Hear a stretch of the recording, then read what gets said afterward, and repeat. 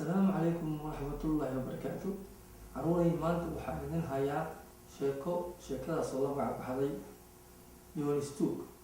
Yonistook sheekadiisa caar ayay ka tahay Soomaaliya wadil sheekada ma doonin wala ama sheekada dhageyso ama iska aamus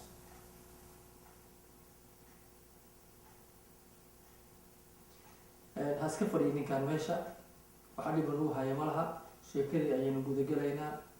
Yonis iyo labadiisa wiil ayaa waxay la kulmeen nin xoolo waraabinaya oo ceel shubaya. Markaas ayaa Yonis wuxuu yiri caawin meel u baahan tahay. Ninkii ayuu caawiyay intuu caawinayna wiilashii xoolihii ayay ku mashquulsanayeen oo ay qaar ka qaadanayeen ama xadayeenba. Yonis oo markaa raba inuu hubsado in wiilashii hoosh ay qabteen in kale ayaa waxa uu yiri labadii tuko war maxaad hesheen.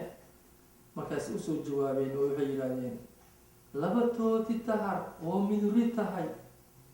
Markaas uu mas'uul wuxuu weydiiyay oo xagaa dhigteen.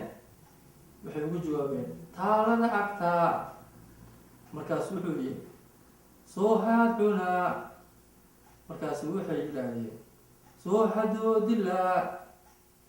Markaas Yonis wuxuu yiri soo quruntaya.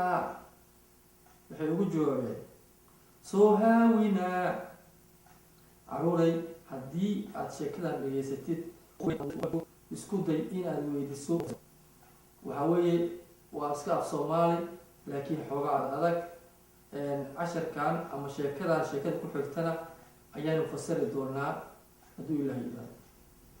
walaal adigana waad mahadsan tahay dhegeysiga dhageysatay sheekada.